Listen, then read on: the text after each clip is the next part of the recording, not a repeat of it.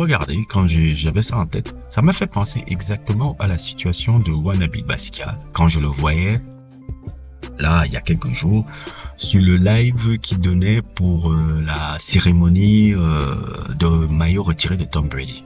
C'était vraiment un moment bizarre. Il était là en train de rapper, tu voyais un public complètement pas concerné, on n'avait même pas le truc de surprise n'a même pas, c'est-à-dire qu'on n'était même pas concerné, tous ces blancs milliardaires et tout, qui sont venus honorer un peu ce champion exceptionnel qu'est Tom Brady, n'avait même pas cure un peu de la performance de Wannabe Basquiat, et ça m'a tellement fait rire, parce que ça m'a fait penser exactement à cette scène-là. C'est-à-dire que le mec, et c'est là où ça résume tout ce que j'ai dit sur ce sujet-là, sur ce gars-là, sur les nombreux sujets sur Wannabe Basquiat, sur les nombreux sujets que j'ai fait tous ces personnages-là que vous voyez là. Wannabe Basquiat n'a pas d'impact. J'ai toujours dit ça. Il n'en a pas. Son impact dans la culture hip-hop n'est pas ce que c'est. Si on ne checkait pas, s'il n'y avait pas Beyoncé, on ne checkerait pas ce mec. La preuve en est, quand il n'y a pas Beyoncé, regardez comment les gars réagissent. S'il y avait Beyoncé, un show, truc de Beyoncé, tu aurais vu comment ça aurait été truc. Mais lui, franchement, les gens ne le checkent pas, vraiment. Et Dezio, c'est encore la preuve vivante un peu des limites de la philosophie de ce mec. Les limites de l'élitisme, les limites du capitalisme à outrance. Qu'est-ce que je veux dire par là? Jay-Z, c'est, pour moi, comme je l'ai appelé souvent, le Warren Buffett du hip-hop. Il prône une certaine forme de capitalisme noir que je ne pense pas que c'est viable pour une communauté. Tu n'es rien sans ta communauté. Qu'importe que si tu es milliardaire ou pas, tu n'es rien sans ta communauté. Tu peux pas juste exploiter ta communauté pour t'élever. C'est ce qu'il fait, ce gars-là. Et vouloir traîner dans eux. Parce que son but, c'est toujours de vouloir plaire à une élite blanche. Parce que c'est un peu un complexé, ce mec-là. C'est quelqu'un qui veut plaire, qui a toujours voulu plaire à une élite blanche qu'il a admirée depuis qu'il est enfant. Et cette élite blanche-là ne va pas te mettre à la table. Cette élite blanche-là ne te prend pas au sérieux. Tu es juste un négro, en fait. Même si tu es milliardaire, tu es juste un négro pour eux. Et toi, tu essayes toujours de vouloir plaire à ces mecs. Ton élitisme a des limites. On n'est rien sans une communauté. On n'est rien. Si on ne, comment on appelle ça, on n'est pas inséré dans sa communauté, ça ne sert à rien. Parce que c'est ça, c'est la communauté qui nous fait. Le voilà là, dégourdi comme un bon zozo là, en train de faire un peu, excusez-moi, c'est un peu comme, c'est pour ça que je mets même la chanson ironiquement, c'est un peu comme ce que tu décrivais quand tu fais The Story of O.J., où tu faisais que O.J. Simpson était un peu le négro de service pour les blancs élitistes un peu à l'époque et tout avant sa situation là. C'est un peu ce que tu es devenu, mon coco. C'est exactement ça. Ce que je vois là, c'est du minstrel show. Pour ceux qui savent pas ce que c'est le minstrel show était des festivités que des noirs faisaient généralement pour pouvoir plaire, des noirs esclaves faisaient généralement pour divertir le maître blanc. Et je suis désolé, c'est ce que je vois là avec le personnage là en ce moment là. C'était du minstrel show, mais du minstrel show où encore pire, les mecs n'en avaient rien à cirer de ta surprise, de ta performance surprise pour Tom Brady. Wow, c'était pathétique. C'est pour ça que même les moqueries ne font que fuser même depuis 3 jours et tout sur cet événement-là.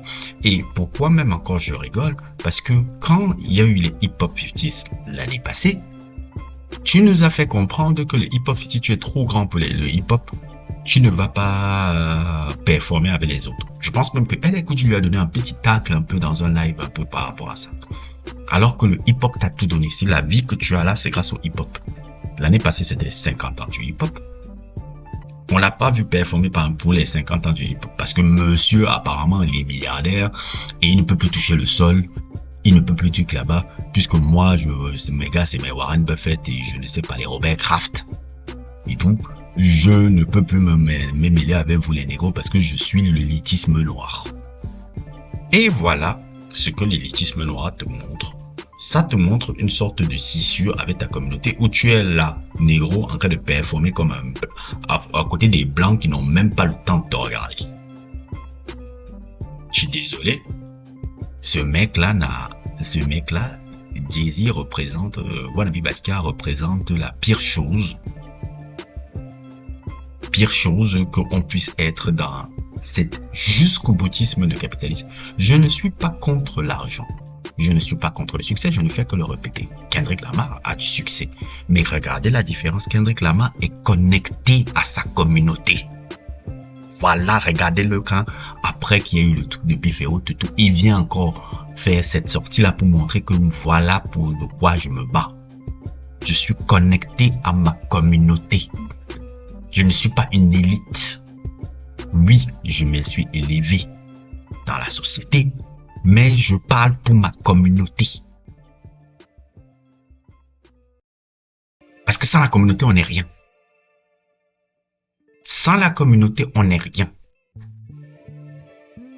Vous pouvez devenir milliardaire, devenir trillionnaire, même si vous voulez. Sans la communauté, tu n'es rien.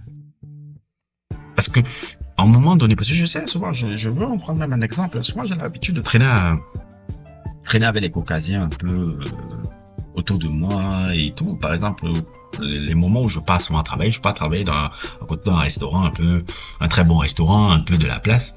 Et dans ce très bon restaurant de la place, il y a beaucoup de caucasiens qui sont là-bas. Tu vois un peu. Et dans ce très bon restaurant de la place, là où il y a beaucoup de caucasiens, j'ai eu souvent la chance de rencontrer un Ivoirien qui est expert en technologie. Il a 2 entreprises qui gèrent et tout. Et cet Ivoirien-là, on a sympathisé tranquillement et tout. Un beau jour, c'est pas comme si on parle tous les jours, c'est pas qu'on se fait bonjour, bonsoir. Un beau jour, je crois que c'était même hier, ce que je vous raconte là. Il est venu avec de la nourriture pour me donner. Il m'a fait comme ça, je te donne un peu la nourriture midi comme ça. J'étais tellement touché par le truc que je me suis levé. Je suis parti aussi, moi je lui ai donné aussi une boisson aussi pour sa propre nourriture par rapport au geste qu'il m'a fait. Et ça, c'est un geste de communauté, ça. Parce que je sais que ce geste-là, c'est pas un blanc qui allait me le faire. C'est un noir qui me le fait un peu, qui me le fait et tout. Ça, c'est ça que je veux dire par la communauté. On n'est rien sans la communauté.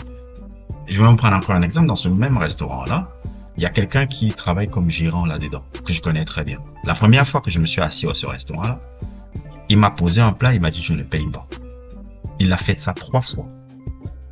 Maintenant, pour le remercier, et tout, je laisse les pourboires, parce que la plupart des gars qui travaillent, ce sont des noirs, il n'y a pas de blancs, je laisse des pourboires au serveur pour les remercier par rapport à ce qu'ils m'avaient fait là. Et c'est comme ça qu'on développe un sens communautaire ensemble. Parce qu'on n'est rien sans la communauté. Les caucasiens, quand ils sont ici, ils s'organisent en communauté. Hein. Ils créent leur propre économie. Ils créent leur propre économie ici en Afrique.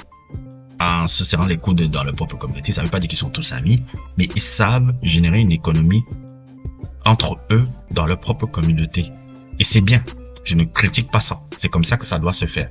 La seule chose que je reproche un peu là-dedans, c'est quand on voit par exemple, je sais pas, surtout en France, quand on voit des Noirs qui commencent à essayer de faire ça. En France, on dit qu'ils font du communautarisme, alors que j'ai envie de dire, pourquoi vous critiquez ce genre de type de communautarisme, alors que quand on vous voit dans les autres pays, et même dans les pays africains, je parle surtout des Français, vous faites pareil. C'est le seul truc que je les reproche. Je ne les reproche pas de faire du communautarisme, c'est une bonne chose.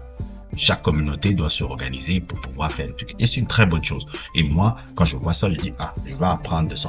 Je vais apprendre de ça avec les gars qui sont autour de moi. Ce que vous faites là, je vais appliquer ça. Maintenant, moi, mon problème, c'est quand je vois les trucs, la France, on ne doit pas faire le communautarisme. Et autres, tu dis, mais les mecs, vous faites ça quand vous êtes dans les pays extérieurs. Vous créez même vos propres écoles dans les pays extérieurs. Je dis pas que c'est mauvais, hein. Faites-le si vous pouvez le faire. Mais ne venez pas reprocher des Noirs ou des personnes un peu d'autres ethnies de pouvoir s'organiser en communauté. Ne les reprochez pas ça. Parce que vous faites pareil. Donc quand c'est les Noirs, ça fait toujours un problème.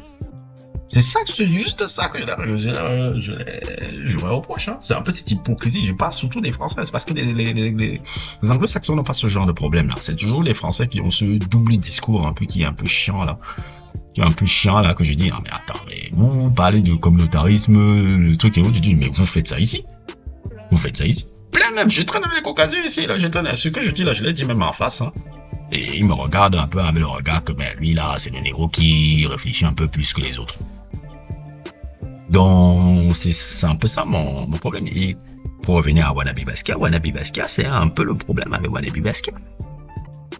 Tu es trop dans un élitisme qui fait que cette volonté de créer une sorte d'élitisme noir qui mimique un peu le truc blanc et qui fait que tu ne te connectes plus à ta communauté, ça donne des situations awkward comme on a vu là. Déjà que tu n'as pas d'impact, c'est-à-dire que l'impact de ta musique, plus le temps passe, plus on se rend compte que tu n'en as pas. Plus le temps passe, plus on se rend compte ce que je disais là. Ce que je disais sur le sujet même 50 Cent versus Jay-Z là. 50 Cent, je suis pas sûr qu'il aurait eu ce genre de réaction là. C'est ça que j'expliquais dans mon truc 50 Cent versus Jay-Z là, et que tous les chindas de Jay-Z là sont venus me fatiguer en commentaire après en me disant que qu'est-ce que je raconte. Voilà ça là, voilà votre gars là. Il fait un live là et tout. Les gens sont là comme si c'était un dimanche dans l'émission voilà, l'émission de Sevran là, je sais pas. Ah, qu'est-ce qu'on est bien là, je ne sais pas plus comment s'appelait encore l'émission là. J'ai oublié le titre, tu vas sortir ça en montage. Et voilà. Il est ridicule le gars. Il est ridicule. Ridicule. L'élitisme, voilà ce que ce n'est pas bon. C'est pas viable. Kendrick Lamar parle de Not Like Us, communauté. C'est ça la communauté, on n'est rien. Au lieu de faire les trucs pour Tom Brady, le blanc de Tom Brady, tu aurais dû faire les trucs pour Hip Hop 50s avec les autres. Et surtout que ton histoire n'est pas négligeable dans le hip hop. Donc je suis pas forcément fan de toi, mais ton histoire n'est pas négligeable dans l'histoire du hip hop. Dans le Hip Hop 50s, tu n'avais pas apparu. Mais tu as apparu pour les Robert Kraft et Tom Brady. Mais non, mais c'est du coonisme, je suis désolé. C'est du coonisme. Et c'est pour ça que je dis souvent, même si j'ai un peu plus de respect pour ce qu'il a un peu fait que le gars que je vais citer, Wannabe Basquiat et Jimmy Brooks sont beaucoup similaires. Hein. C'est des mecs qui ont, même si, tu vois, c'est des mecs qui ont beaucoup exploité la culture et qui n'ont pas, qui ont beaucoup exploité la culture. Wannabe Basquiat et